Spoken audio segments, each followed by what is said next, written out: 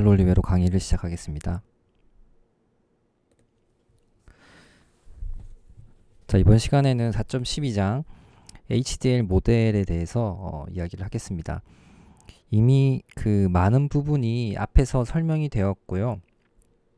그리고 여기서 다시 한번 정리를 하는 그런 이 챕터이기 때문에 좀 빠르게 해서 중복되는 부분은 생략을 하고 새로 나오는 부분 위주로 해서 다시 한번 설명을 하도록 하겠습니다. 자, 이 HDL을 설계하는 여러 가지 그 방법이 있다고 했는데 방법이라고 이야기할 수도 있고 디자인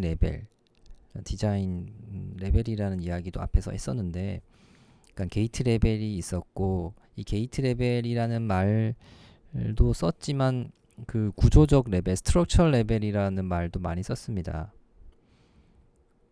스트럭처 레벨이라고도 이제 이야기를 많이 하고요. 그리고 이제 데이터 플로우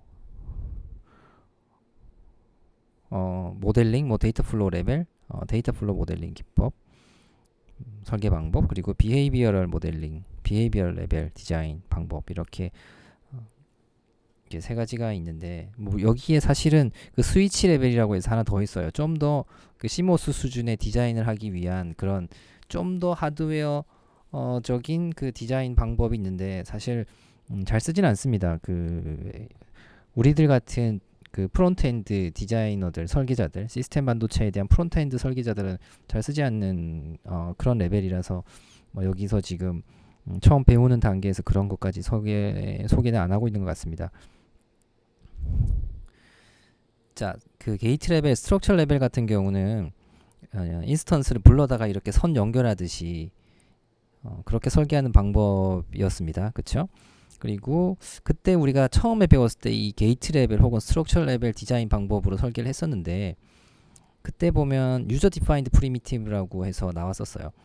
그러니까 게이트들은 우리가 일반적으로 많이 사용하는 게이트들은 프리디파인드 프리미티브라고 해서 이미 이 라이브러리, 이 HDL이 웬만하면은 다 그 제공하는 그런 그 라이브러리들인데, 그에 반해서 내가 독특한 어떤 단위 소자 같은 것들을, 단위 게이트를 내가 이렇게 만들어 가지고 내가 쓰고 싶다라고 할 때는 유저 디파인드 프리미티브를 이렇게 만들어서 쓸 수가 있었습니다.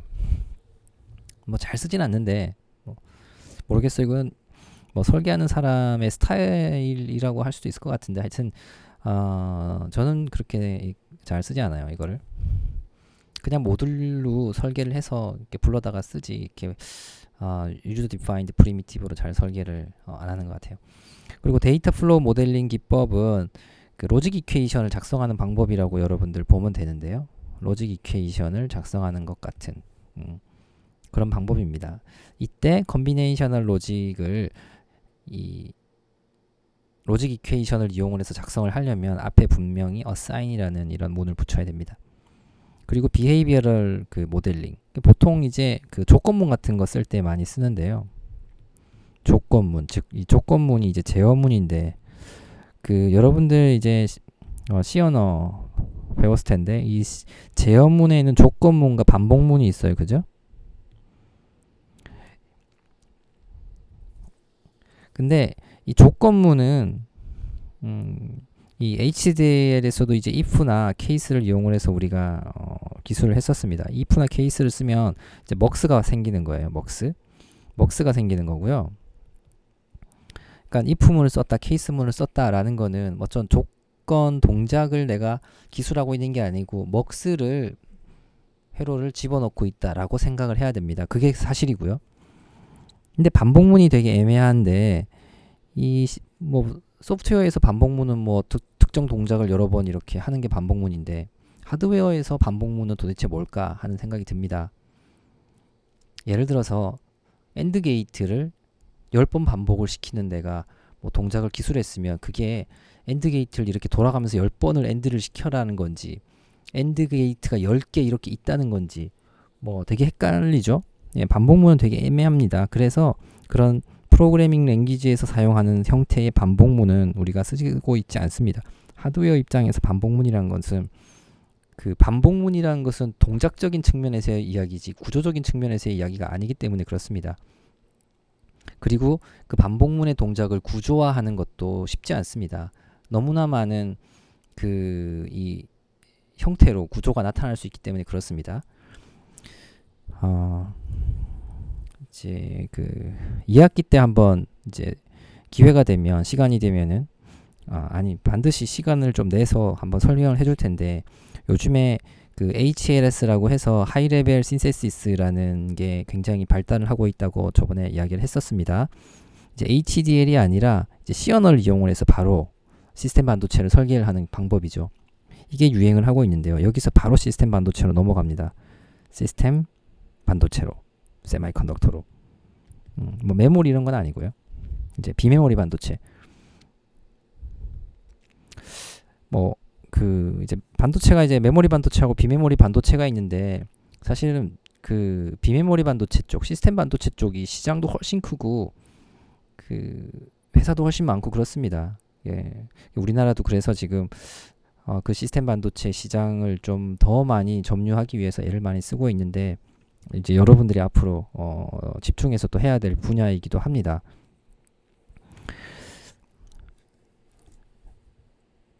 자, 그런데 이게 이제 반복문이 구조적인 측면에서 따졌을 때 굉장히 좀 애매함이 있다는 겁니다. 반복문은 동작에 대한 이야기지 구조에 대한 이야기가 아니고 이 HDL이라는 것은 구조를 지금 표현하고 있지 동작을 기술하고 있지 않기 때문에 그래요.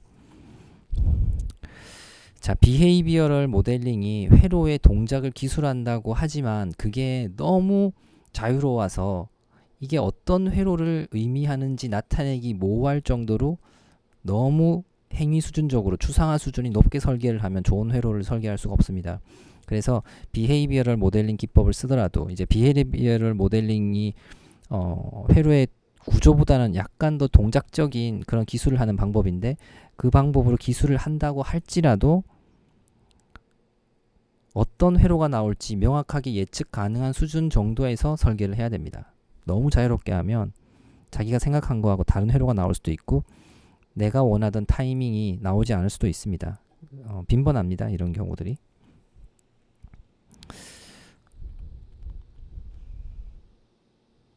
자, 뭐 그림이 있는데 뭐 트루스 테이블을 가지고도 우리가 유저 디파인드 프리미티브를 뭐 가지고 뭐 베릴로그 HDL을 구현할 때 그 트루스 테이블 형태로 작성을 한다 뭐 하고 저거 돼 있는데요. 뭐 크게 신경 안 써도 될 것 같아요. 이 그림은.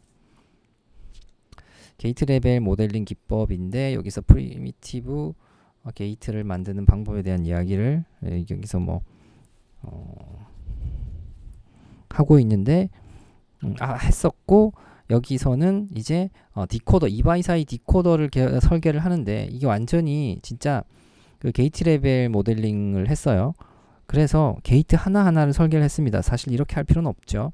좋은 방법은 여러분들 이제 앞에서 우리가 했었던 것처럼 케이스문을 써가지고 트루스 테이블을 그대로 집어넣는 게 가장 좋은 방법이고 이 방법은 사실 좋은 방법은 아닌데 왜 넣어놨냐 그냥 이런 식으로 설계할 수도 있으니까 처음에 공부할 땐 알아둬라라는 개념입니다.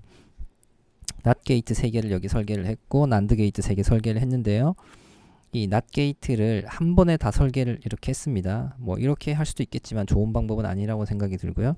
각각을 이렇게 따로 하는 게 좋습니다. 낫에서 G1에 이거 세미콜론 낫하고 G2에 세미콜론 낫하고 G3에 이렇게 해서 세미콜론 이렇게 각각 세 줄로 작성하는 게 더 좋다고 생각이 듭니다. 난드도 마찬가지고요.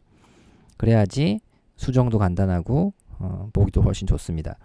자, 어쨌건 자 AB하고 Enable 이렇게 포트가 있고 여기 출력 포트가 이렇게 네 포트 D로 선언이 되어 있습니다.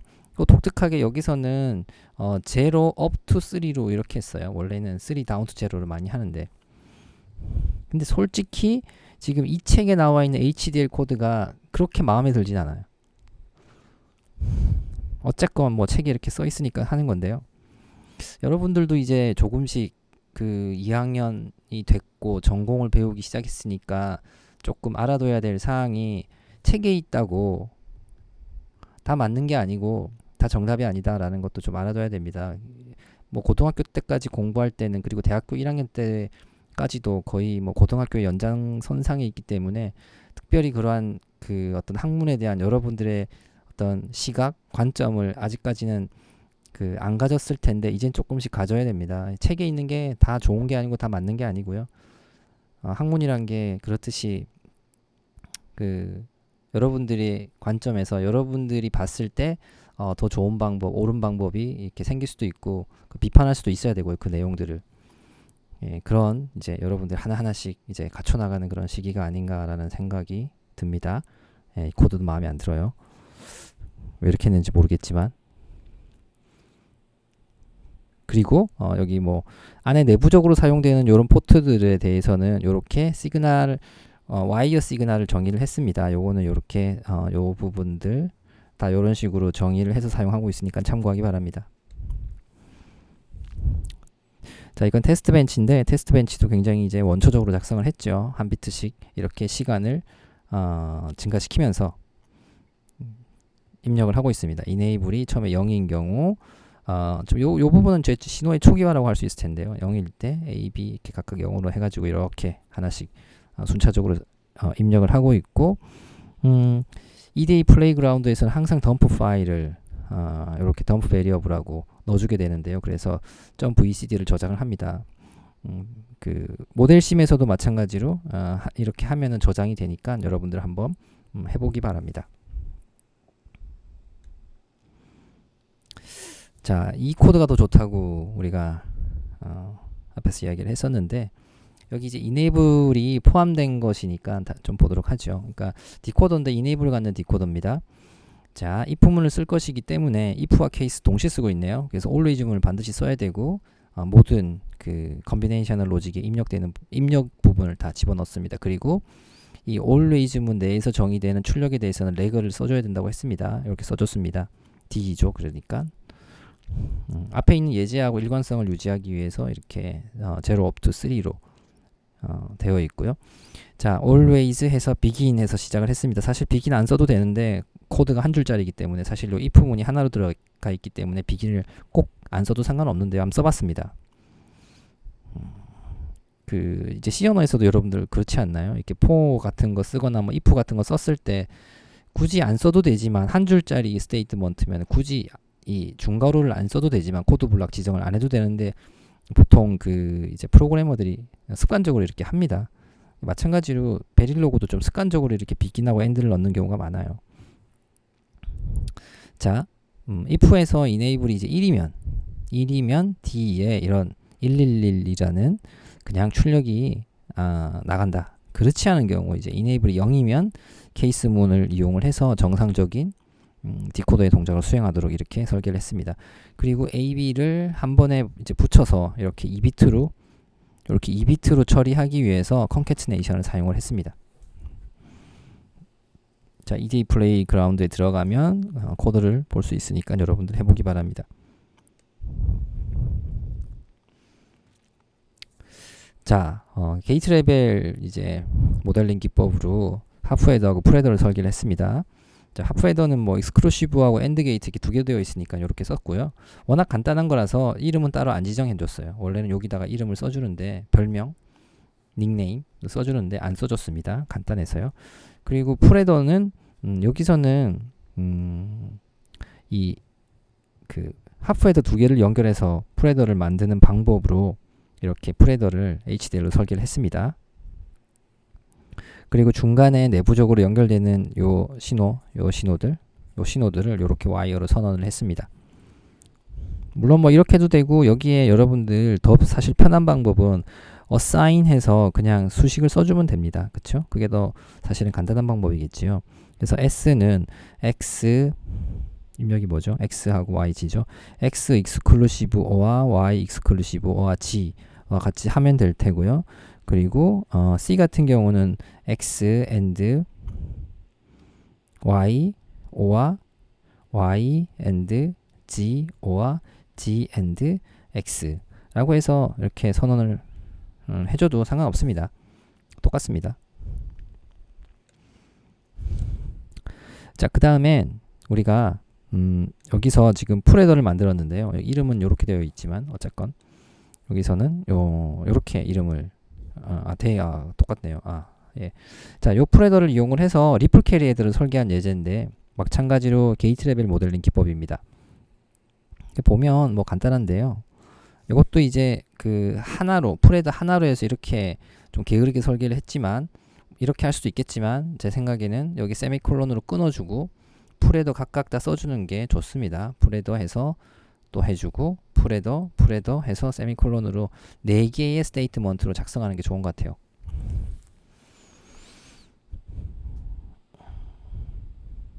자, 그리고 이 사이에 캐리 전파를 하기 위해서 C1, C2, C3가 있는데 그대로 와이어로 이렇게 선언을 했습니다.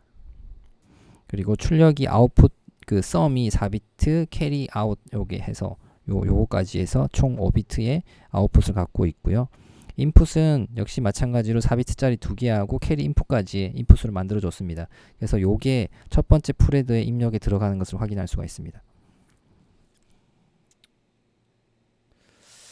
다음은 하이라키컬 모델링인데 이거는 뭐 지금까지 여러분들이 이미 하이라키컬 모델링을 해왔기 때문에 용어가 뭐 이게 영어가 하이라키컬 하면 좀 이렇게 어렵게 생겼잖아요. 별건 아니고 저런 인스턴스들 모아서 합치고 하면서 이제 큰 에러를 만들어낸다라는 겁니다.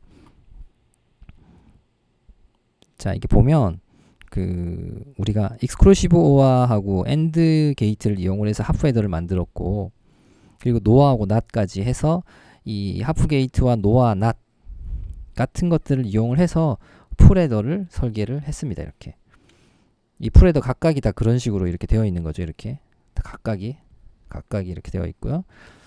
그래서 이 각각이 모여있는 풀헤더들이 이렇게 설계가 되고 이 풀헤더들을 또 4개를 모아가지고 요렇게 4개짜리 지금 이 그 리플 캐리 헤더를 만들었어요. 4비트짜리 여기 지금 보면 요렇게 4비트짜리 리플 캐리 헤더를 만든 거예요. 요거 하나가 요걸 의미합니다.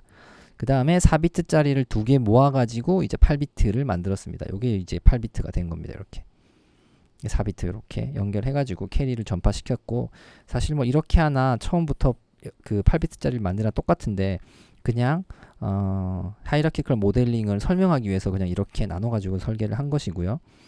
특별히 이렇게 설계한 게 뭐 좋기 때문에 설계를 했다 이런 건 아닙니다. 착각하지 말기 바랍니다. 그래서 이런 게이트들로부터 하프 헤더 만들고 풀 헤더 만들고 RCA 4비트짜리 만들고 8비트짜리 RCA를 만들어서 최종 8비트짜리 설계를 했다라는 건데 이것도 예제라고 했죠. 그러면 덧셈기를 이런 식으로 설계를 하는 게 좋은가? 그게 아니고 그냥 여기 지금 AB잖아요. A 더하기 B 하면 됩니다. 그냥 해서 S, C에다가 이렇게 그냥 집어넣으면은 똑같습니다. assign 해서 이 한 줄짜리인데 이걸 이렇게 이런 계층적 모델링을 설명하기 위해서 이렇게 예제를 든 것이고요. 여러분들이 이제 복잡한 거 하면 헷갈리니까 간단한 여러분들이 배운 것 중에 간단한 회로를 이용을 해서 이런 식으로 그 계층적 모델링 기법을 설명을 하고 있는 것입니다. 큰 의미가 있는 건 아니에요. 요게 이제 전체적으로 설계를 해놓은 총 예제입니다. 여러분들 뭐 시간 나면 한번 해보면 좋고요. 뭐 특별히 안 해봐도 상관없을 것 같아요. 한 줄짜리인데 사실은 진짜 설계를 하면 한 줄짜리인데 이렇게 계층적 설계를 하고 있습니다. 하프 헤더를 이렇게 노아하고 엔드를 이용을 해서 설계를 했고 이 하프 헤더를 불러다가 이렇게 풀 헤더를 만들었습니다. 그리고 풀 헤더를 불러다가 여기는 또 줄을 나눠놨네요. 4비트짜리 RCA를 만들었습니다. 그리고 4비트 RCA를 불러다가 2개 연결해서 최종적으로 8비트짜리 이런 RCA 리플 캐리 헤더를 설계를 한 그런 예제입니다.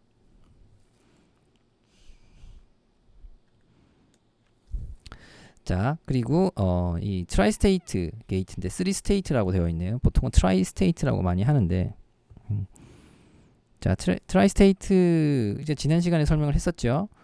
이 컨트롤 입력에 따라 가지고 끊어질 수 있다고, 하이 임피던스를 가질 수 있다고. 근데 이 트라이스테이트 버퍼도 몇 가지 종류가 있어요. 이 트라이스테이트 버퍼 1번은 이제 이런 그 액티브 하이 방식이고 이제 요거는 액티브 로 방식입니다. 컨트롤 신호가 0일 때 연결이 돼서 동작이 되는 그런 형태로 되어 있습니다. 이게 이제 액티브 하이고 이게 액티브 하이 동작을 하는 거고요. 이건 액티브 로우 동작을 하고 있습니다. 이거 같은 경우는 이제 출력이 반전이 되어 있는 타입인데, 그러니까 인버터 타입이죠. 요거는 인버터의 액티브 로우 타입입니다. 그래서 이런 다양한 지금 트라이스테이트 버퍼를 기본적으로 이 HDL에서 프리미티브로, 그러니까 프리디파인드 프리미티브로 제공을 하고 있다라는 것입니다. 보통은 뭐 이런 거 잘 기억을 안 하고 있고, 뭐 그 사용할 때마다 그냥 인터넷에서 이렇게 찾아가지고 쓰면 됩니다. 여기에 이제 트라이스테이트 버퍼를 이용을 한 간단한 그 먹스를 구성한 예제인데, 이거 되게 원래 이 셀렉트 신호에 인버터를 달았어야 되는데 그렇게 하지 않고 여기에 이런 액티브 하이 방식하고 로 방식의 그 트라이스테이트를 버퍼를 달아가지고요, 아주 편하게 먹스를 구현을 했습니다. 그래서 요게 지금 요거고, 요거 1번이 이제 요게 되는 거고요. 요게 이제 2번인데 요게 요거죠. 이렇게 되어 있습니다. 그래서 이제 뭐 오늘 되게 간단하죠. 이게 셀렉트 신호에 따라 가지고 둘 중에 하나만 켜질 거고, 그러면은 여기 묶여진 요 라인을 따라 가지고 온된 그쪽에 이제 값만 이렇게 출력이 될 수 있을 겁니다. 그게 이제 HDL에서는 이제 이런 식으로 설계를 할 수가 있는 거예요. 요거는 여러분들 가능하면 한번 해봤으면 좋겠어요. 요 뒤에 이제 테스트 벤치가 있는데,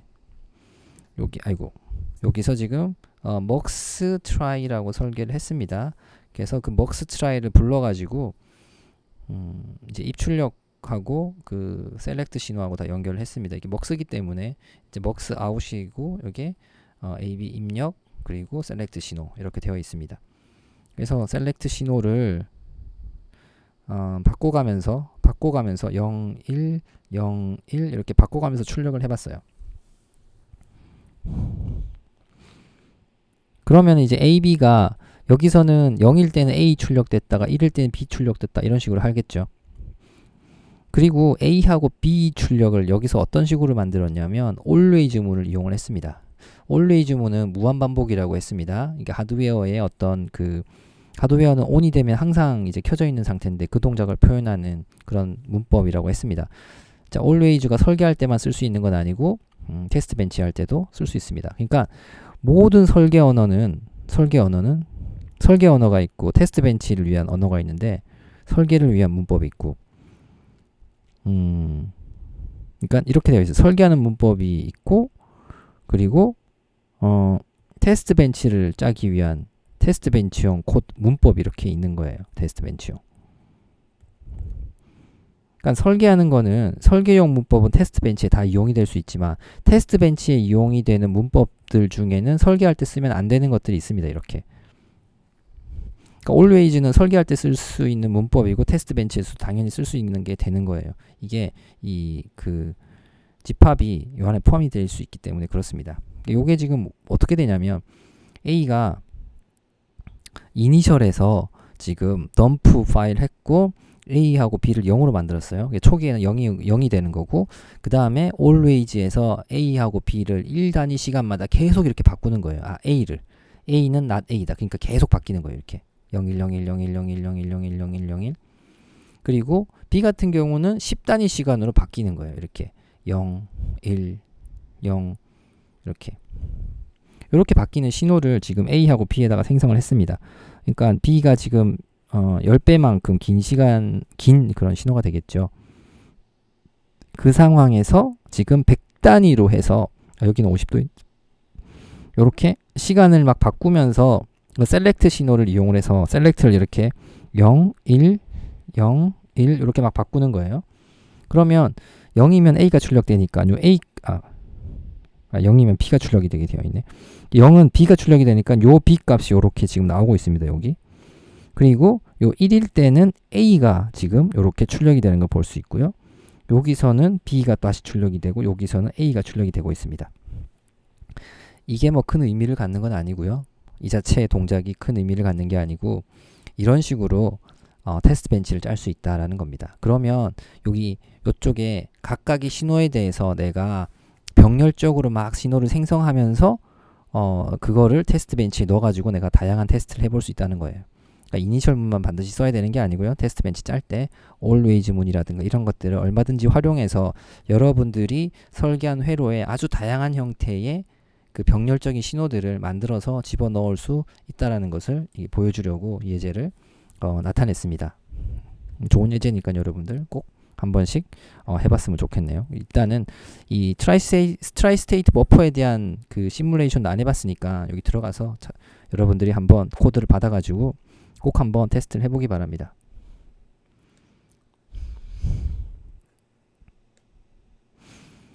자, 다음은 데이터 플로우 모델링 설계 방법인데요.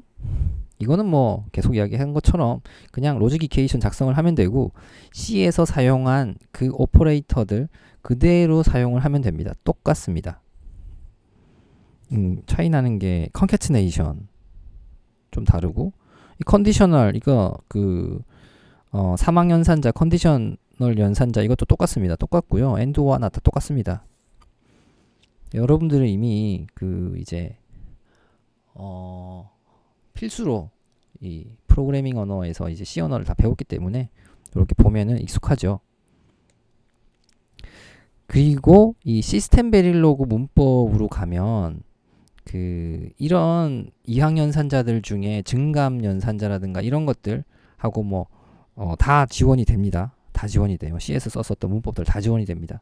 뭐 제가 설명은 안 할 텐데요. 여러분들 다 아는 거니까 다 지원이 됩니다. 지원이 되니까 써도 됩니다. 지금 베릴로그 HDL을 하고 있지만 그 베릴로그 HDL 그 컴파일러들이 시스템 베릴로그도 그 웬만한 거는 다 컴파일이 가능하고 문법을 사용할 수 있게 지원을 하기 때문에 여러분들이 써도 됩니다.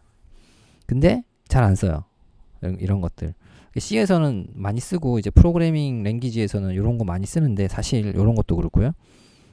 그 HDL에서는 웬만하면 잘 안 씁니다. 설계할 땐 잘 안 쓰고요. 물론 테스트 벤치 작성할 때는 좀 많이 이런 것들 다 쓰는데 자유롭게 그 설계 코드는 굉장히 보수적으로 작성을 합니다. 하드웨어답게 하드웨어의 그런 동작을 잘 표현할 수 있는 문법만을 써가지고 가능하면 설계를 하려고 그렇게 노력을 많이 합니다.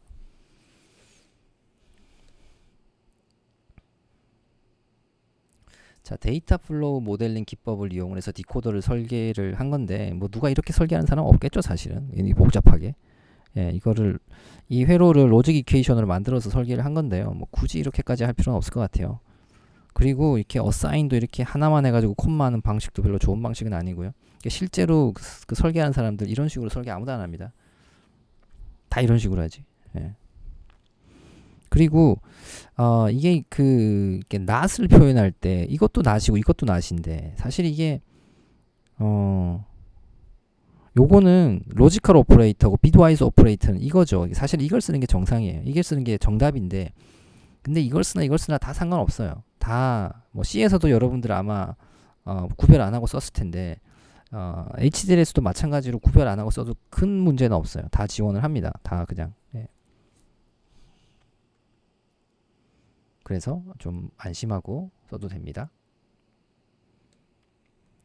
자, 데이터 플로우 모델링에서 4비트 리플 캐리 애더를 설계를 하는데 지금 이런 식으로 설계를 했습니다. 사실 이게 리플 캐리 애더는 아니에요. 아마도 이렇게 설계를 하면 CLA가 들어갈 가능성이 굉장히 높습니다. 혹은 더 좋은 덧셈기. 그러니까 리플 캐리 애더라는 것을 진짜 설계하고 싶으면 여러분들이 그 앞에서 배웠던 그 방식대로 설계를 해야 돼요. 그래서 내가 진짜 리플 캐리 애더를 설계를 해서 리플 캐리 애더의 어떤 그 뭐 딜레이라든가 어떤 동작 그 세부적인 동작을 내가 관찰해 보고 싶다라고 할 때는 앞 형태처럼 그렇게 일일이 게이트 하나하나 설계를 해야 됩니다. 이렇게 그냥 덧셈 기호를 써버리게 되면 아마 이 지금 이 툴이 가지고 있는 라이브러리 중에서 제일 좋은 덧셈기를 갖다가 넣을 겁니다. 그래서 최소한 안 돼도 CLA 이상급이 들어가게 될 거예요. 뿐만 아니라 여러분들이 FPGA를 쓰게 되면 이제 FPGA라는 걸 쓰게 되면 이미 그 FPGA 안에는 FPGA 안에는 하드웨어가 다 들어가 있어요. 이제 로직 게이트도 들어가 있고 메모리도 들어가 있고 근데 거기에 또 뭐가 들어가 있냐면 덧셈기하고 곱셈기가 만들어져서 이미 들어가 있어요. 보통 뭐 8비트, 16비트 근데 사실은 그 뭐 18비트 이런 이제 덧셈기, 곱셈기들이 들어가 있는데 이 안에 무수히 많은 덧셈기와 무수히 많은 곱셈기가 이미 로직 게이트가 아니라 진짜 하나의 딱 단위 셀로서 만들어서 들어가 있어요. 어떤 동작을 극대화시키려고 만들어 넣어놨죠. 그래서 이런 걸 쓰면 FPGA에서는 이 덧셈기를 갖다가 쓸 가능성이 높습니다. 가져다 쓰는 건 아니고 거기다가 이제 여러분들의 로직을 연결해서 사용하게 되겠죠. 이 안에 칩 안에 덧셈기랑 곱셈기가 쫙 들어가 있어요. 이미 하드웨어로 만들어져서 이미. 그래서 그것들을 거기다 연결해가지고 아마 덧셈기를 여러분들이 원하는 크기 덧셈기로 구성을 해줄 거예요. 그러니까 이렇게 하면 당연히 뭐 RCA 같은 거는 구현이 되지 않습니다.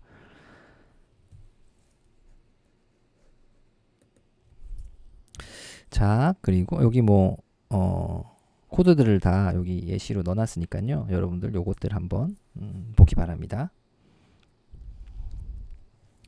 자, 그 다음엔 이 비교기를 설계한 예제인데요. 비교기를 설계하는 방법도 뭐 다양할 수가 있을 텐데 여기서 되게 재미난 방법으로 비교기를 설계를 해놨고요. 실제로 이렇게 쓰는 경우가 꽤 있습니다. 그러니까 비교기를 물론 그냥 if문을 써가지고 해도 되고 뭐 하죠. if문을 쓰는 게 제일 일반적으로 하겠죠. always문을 써가지고 우리가 앞에서 배웠던 것처럼. 근데 이렇게 해도 된다. 요게 이제 사실은 논리 연산인데요. 크냐 작냐. 논리 연산에 대한 이제 그 반환 값이 보통 불 값으로 반환이 됩니다. 그러니까 참이면 1이 반환되고 거짓이면 0이 반환되죠. 그거를 그냥 그대로 값으로 이용을 하는 겁니다. 이렇게 해도 그 웬만한 컴파일러에서는 다 지원을 하니까 사용할 수가 있어요. 이 HDL 문법이 되게 애매한 게 물론 이제 이게 HDL이라는 게 표준이기 때문에 문법상에 다 이게 지켜야 되는데 재밌는 건 어떤 그 프로그램마다 툴마다 이제 컴파일을 해주는 툴이나 신세사이저 합성 툴에 따라서 이 HDL을 좀 다르게 받아들이기도 합니다. 그게 조금 특이해요. 그래서 내가 기술한 그 문법이 HDL 문법이 지금 하드웨어의 구조를 나타내고 있는데 툴마다 약간씩 다르게 하드웨어로 만들어낼 가능성이 높습니다. 사실 좀 다르게 나와요. 그래서 우리가 이제 비싼 그런 그 툴을 쓰려고 하는 건데요.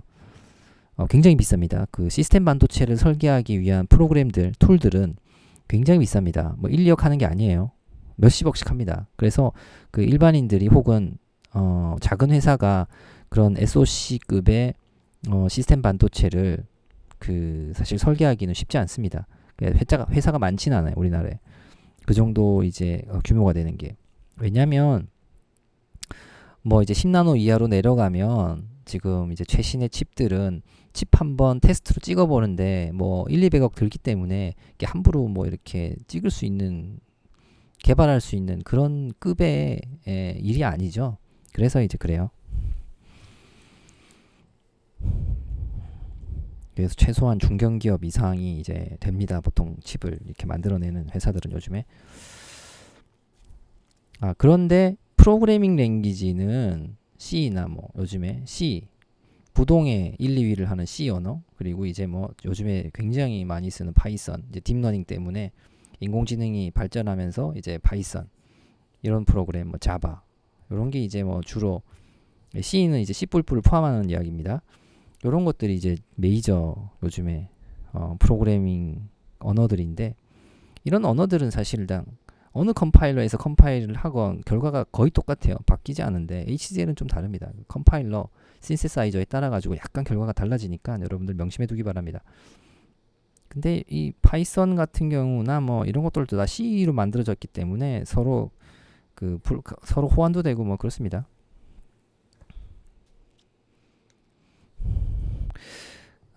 여기서는 이제 3학년산자, 우리가 C 언어에서 유일한 3학년산자.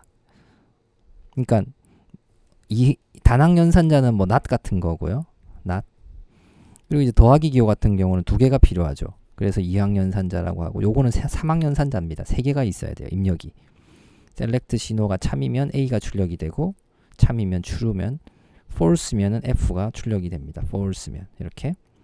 요런 3학년산자인데 이제 먹스 같은 거를 간단하게 요런 3학년산자를 이용을 해서 많이 구현을 하기도 합니다.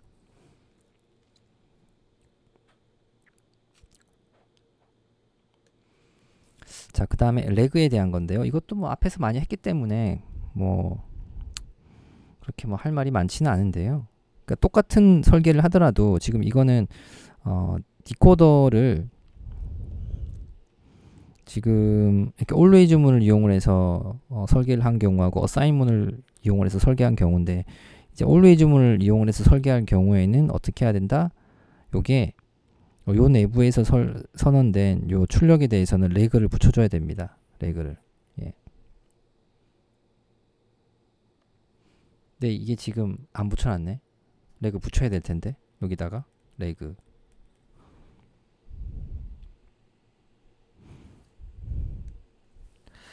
이바일 먹스인데요. 2가지 방법으로 설계를 했습니다. 여기 보면 지금 앞에서 방금 했던 3학년산자를 사용을 해서 이렇게 설계한 방법이 있는데, 이거는 이제 assign 문을 이용을 하니까 레그를 안 붙여도 되는데, 이렇게 always 문을 이용을 해서 먹스를 설계를 할 경우는 레그를 꼭 넣어줘야 되고, 사실 여기에 더 많이 쓰긴 해요. 요걸 좀 많이 쓰긴 합니다.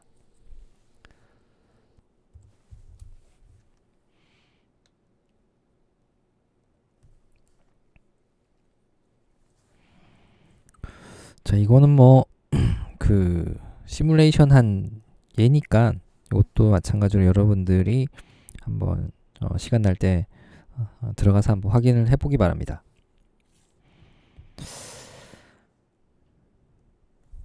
자, 그리고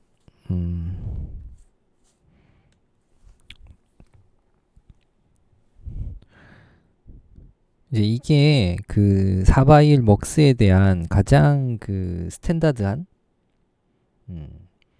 그런 이제 코딩 방법이라고 생각을 합니다.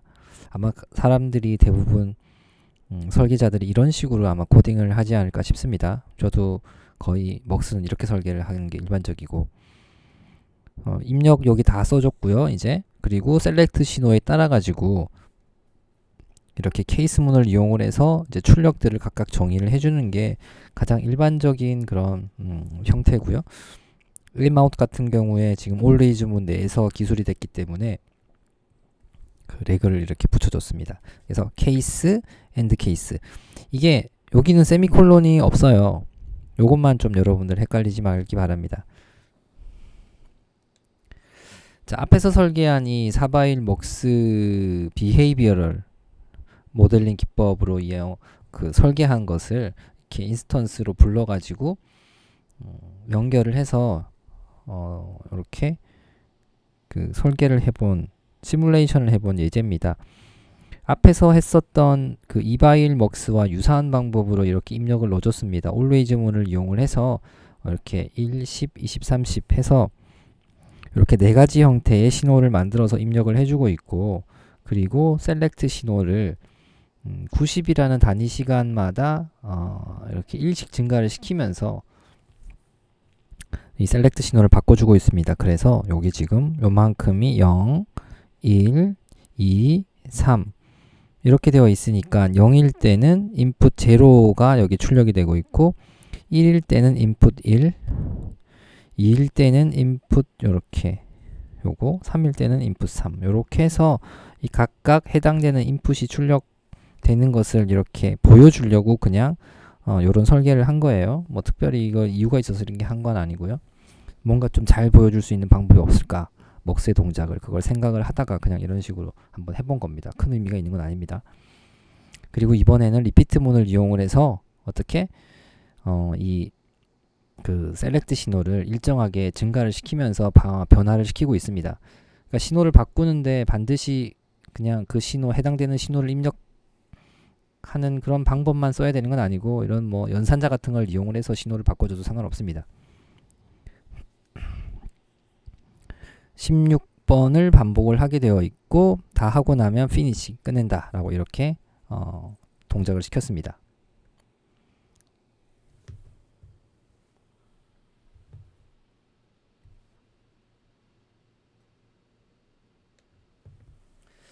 그 다음에 진짜 잘 쓰진 않지만 이게 그 케이스 X나 케이스 뭐 G 이런 케이스문이 있습니다. 잘 쓰진 않아요. 잘 쓰진 않는데 이런 게 있습니다.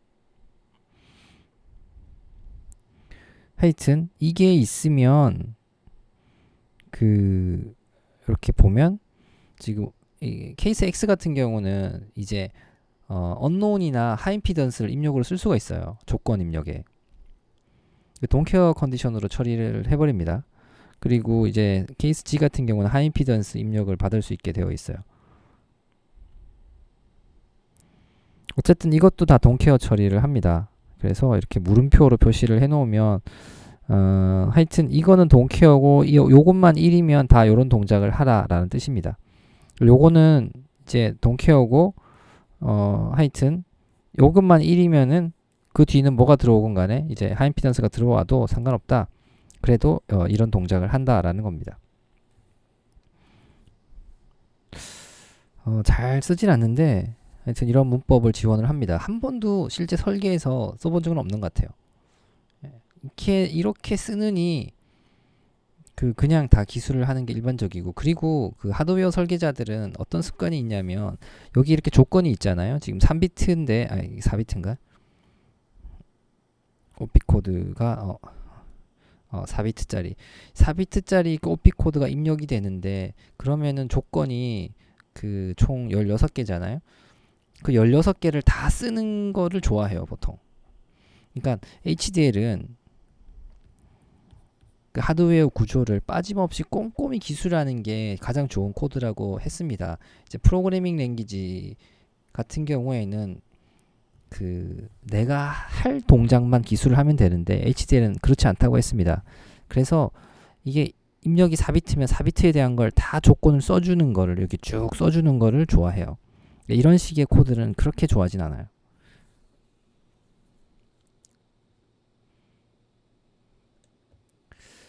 그 다음에 케이스문 쓸 때 이제 디폴트는 이거는 굉장히 많이 씁니다. 웬만하면 다 써줍니다. 그러니까 뭐냐면 지금 보면 이제 셀렉트 신호가 2비트로 해서 이제 먹스를 만들었는데, 그러면은 이제 입력이 4개고요. 이렇게 어쨌건 요게 지금 조건이 총 가질 수 있는 컨디션이 4가지인데 근데 2개만 되어 있어요. 이렇게 4가지 중에 2가지만 이렇게 설계를 해놓고 나머지는 디폴트 했습니다. 이게 뭐냐면 이제 0일 때는 이 동작, 1일 때는 이 동작, 그리고 2거나 3일 때는 이 동작 하라라는 겁니다. 그러니까 나머지 동작은 다 디폴트로 하라. 요건 좀 많이 쓰는 것 같아요. 근데 또 이런 경우도 있습니다. 2에서 B00 한 다음에 무슨 동작, 2에 B01에서 무슨 동작, 2에 B10에서 무슨 동작, 2에 B11에서 무슨 동작, 이렇게 동작을 다 기술을 했어요. 그러면 모든 조건을 다 기술했잖아요. 그런데도 뒤에다가 디폴트를 쓰는 경우도 많습니다. 이렇게 해가지고 써주는 거. 큰 의미가 없음에도 불구하고 이렇게 쓰는 경우들이 많아요. 설계자들이 이렇게 습관이 되어 있어요. 좀 이렇게 하면은 다 끝난 건데, 가능하면 모든 조건을 다 써주는 게 좋습니다. 이렇게. 그리고 마지막에 디폴트를 쓰는 거는 이제 옵션이다. 근데 만약에 요 3개만 썼다. 그러면은 요걸 안 쓰고 디폴트를 이제 써도 되는데, 근데 굳이 그렇게 할 필요 없겠죠. 그냥 조건을 다 써줘도 될 것 같습니다. 이게 더 좋은 코드 같아요. 굳이 디폴트를 안 쓰고.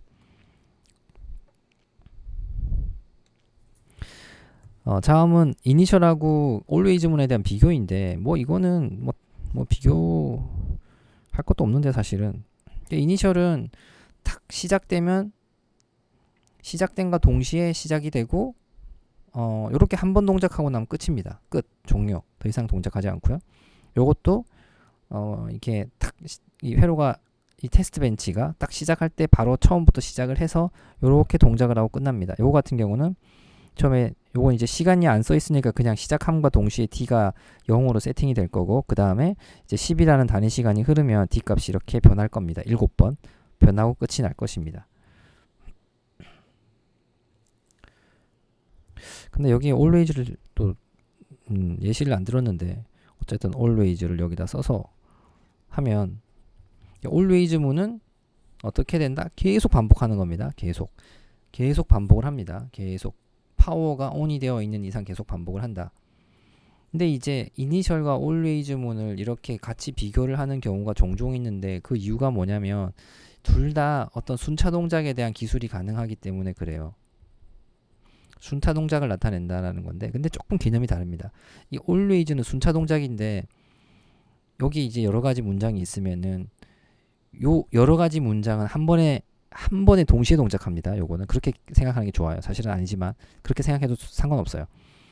요 안에 있는 문장들이 동시에 동작하는데 순차라는 거는 요 단위로 해서 순차적이다. 그러니까 always라는 요 큰 하나가 순차적으로 계속 반복한다고 해서 순차 동작이에요.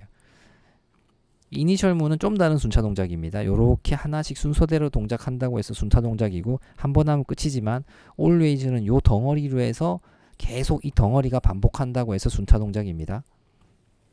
약간 그 어떤 시퀀셜한 오퍼레이션을 기술할 때 이니셜과 always문을 쓴다고 되어 있는데 본질적으로 좀 다릅니다. 네, 그런 차이에 대해서 여기서 이제 이야기하려고 하는 겁니다.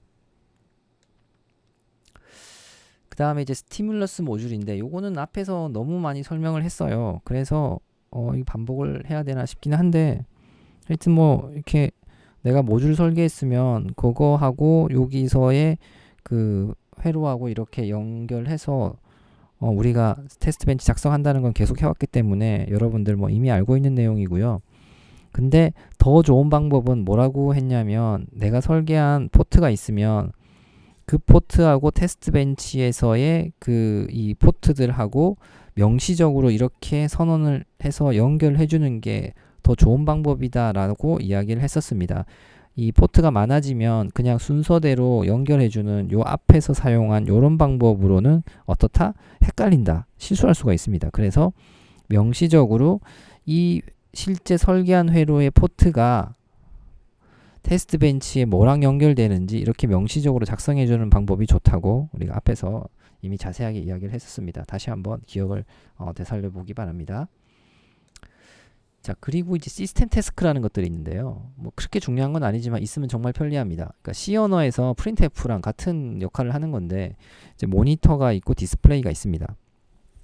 모니터 디스플레이가 있고 뭐 라이트도 있고 한데 조금씩 차이가 있어요. 이게 내가 이야기를 해서 여러분들이 기억해봤자 다 까먹을 거예요. 이거는 그때그때 여러분들 쓸 때마다 한 번씩 이렇게 넣어보면 됩니다. 이 형식도 printf랑 거의 똑같이 생겼어요. 모니터 보면 이렇게 똑같죠. D, %B 뭐 이렇게 하고 여기 이렇게 들어갈 거고 똑같죠. 디스플레이도 똑같습니다.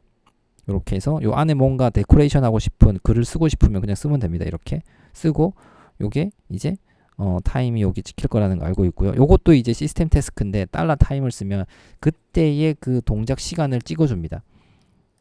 요것 찍어주고 요렇게 찍어줄 것입니다. 이렇게.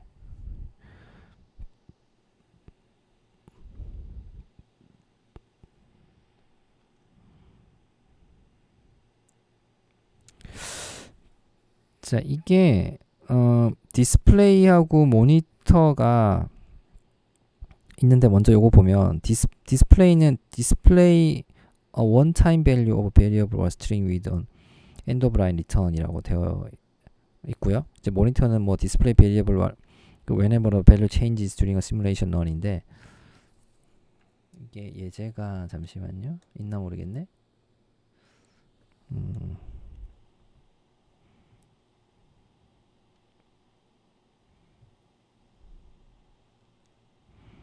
여기에 이제 예제가 요 예제를 보면은 여러분들이 단적으로 이제 비교를 할 수 있는 좋은 예제를 여기다가 또 만들어 놓았는데요. 이게 보면 그 이제 디스플레이나 모니터를 쓰면 여기 이제 그 창에 이렇게 찍힙니다. 찍히는데 여기 보면 알겠지만 여기 보세요. 어떻게 돼 있어요?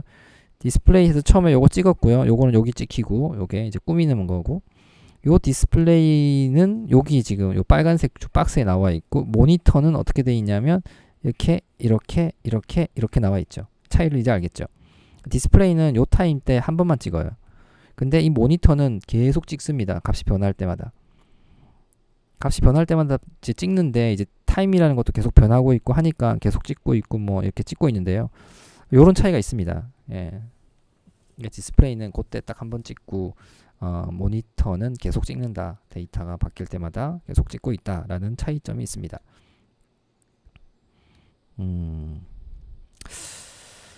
뭐 라이트는 뭐 디스플레이하고 비슷하다고 되어 있는데 한번 뭐 여러분들 테스트 해보면 좋고요. 타임이나 피니시는 뭐 타임은 그때 타임 찍어주고 피니시는 뭐 끝낼 때 시뮬레이션 끝낼 때 쓴다라고 되어 있습니다. 뭐 결과는 요 뒤에 같이 나와 있으니까 요 테스트 벤치를 이용을 해서 여러분들이 한번 여기 이제 들어있으니까 한 번씩 실행시켜 보면서 뭐 다른 코드들은 그냥 앞에서 썼던 코드 그대로고 요 시뮬레이션만 여러분들이 한번 확인해 보면 좋을 것 같아요. 그러니까 전체적으로 보면 이제 이니셜 문에서 여기 그 스탑 타임에 대해서 이런 식으로 좀 세련되게 파라미터를 이용을 했습니다. 이 파라미터에서 이렇게 선언하면 어떤 컨스턴트 변수를 선언하는 거랑 똑같습니다. 그래서 이 50이 요 안에 들어가게 됩니다. 그래서 50시간이면 끝나게 되어 있고요. 이니셜이 있는데 동시에 시작됩니다. 그래서 이니셜에서 요게 이제 동작을 하게 됩니다. 그러면은 요 이니셜에서는 태스크만 시스템 태스크만 넣어놨습니다. 요게 값이 변하면은 그게 따라 가지고 이 디스플레이하고 모니터가 이제 출력을 하게 되는 거고요. 요건 이제 덤프하는 거고. 그래서 요 이니셜이 하나 둘 셋 네 개인데 동시에 컴파일이 시뮬레이션이 시작되면 동시에 동작한다라는 겁니다. 근데 이제 디스플레이는 자기 그 타이밍에서 한 번만 출력을 하는데 이 모니터 같은 경우는 어떻게 되냐면 계속 출력을 하게 됩니다. 변화하면. 그러면 요걸 한 번만 더 조금만 더 이제 보면 이제 먹스 2바일이고 DF인데 요거입니다. 요거고요. 요건데 요거 한 번만 자세하게 분석을 해볼게요. 동시 시작한다고 했죠. 이니셜 1번, 2번, 3번, 이게 4번이 동시에 시작을 합니다. 그러면 처음에 딱 시작을 했어요. 딱 시작을 하면 지금 요게 입력이 들어갔을 거고요. 여기는 이제 50이라는 값이 들어갔을 거고 요게 들어갔겠죠. 그래서 tselect가 1이고 t 언더바 a가 0이고 t 언더바 b가 1이 들어가 있을 거예요. 그리고 이니셜 요것도 시작이 돼서 디스플레이 출력을 하고 지금 시간이 없기 때문에 바로 찍습니다. 그리고 바로 이걸 찍을 거예요. 바로.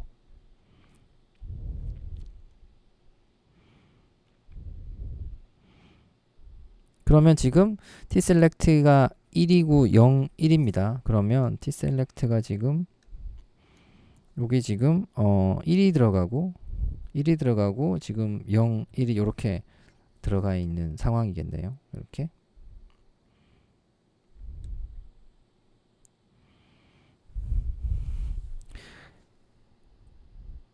그 다음에 이제 시간이 이제 흐르면서 얘는 뭐 특별한 게 없으니까 그대로 있을 거고 이렇게 시간이 하나씩 흐를 거고 동시에 디스플레이하고 모니터가 그 해당되는 이 동작에 따라 가지고 값을 출력을 하게 될 거예요.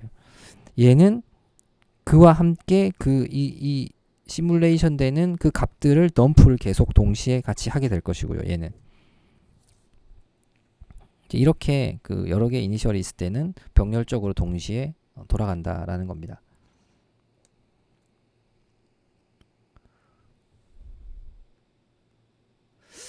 그리고 폴크 조인이 있는데요. 이것도 이제 이니셜하고 폴크하고 조인을 쓰면 이거는 뭐냐면 그 우리가 요걸 안 쓰게 되면 여기서 우리가 작성한 시간이 요 시간들이 누적돼 가는 건데 요거는 누적돼 가는 게 아니고 절대적인 시간을 표시를 하는 방법입니다. 그러니까 요만큼이 진짜 10이라는 이 타임 축에서 10이라는 10나노세크가 지났을 때 요만큼이 되고 20이 요거고 요게 30일 때 요거고 요렇게 40이면 요 40일 되고요. 40, 30, 20 요렇게 요건 절대 시간을 내가 나타내고 싶을 때는 폴크를 씁니다. 그래서 요것도 굉장히 유용합니다. 내가 어떤 특정한 시간을 정확하게 지칭을 하면서 그 시간이 어떤 동작을 해야 될지 기술하고 싶을 때는 이 방식으로 하면 좋아요.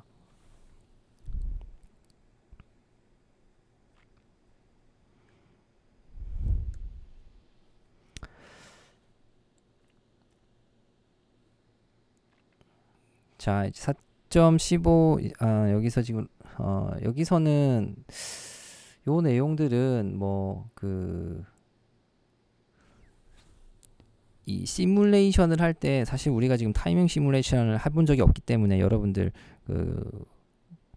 이렇게 경험을 해보지 못했는데 이제 펑션 시뮬레이션이 있고 타이밍 시뮬레이션이 있다고 했습니다. 이제 펑션 시뮬레이션은 그냥 진짜로 0이냐 1이냐 이것만 보는 거고요. 펑션만 보는 거고, 타이밍 시뮬레이션은 물리적인 정보, 이제 디바이스, 이 게이트에 대한 어떤 물성을 넣어가지고 실제 딜레이까지 보면서 우리가 시뮬레이션을 하는 그런 이제 시뮬레이션인데요. 그러니까 우리는 합성을 안 해봤기 때문에 신세시스라는 실제 라이브러리를 이용을 해서 매핑을 해본 적이 없기 때문에 지금 타이밍 시뮬레이션을 해본 경험이 없어요, 여러분들은.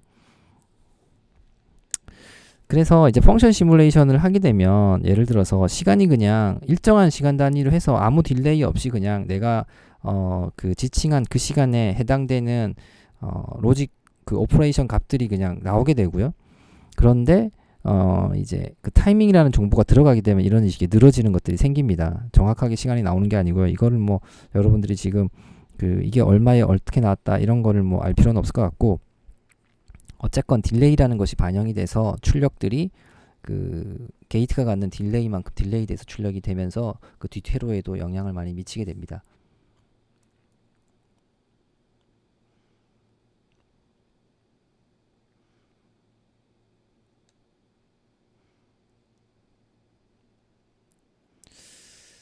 자,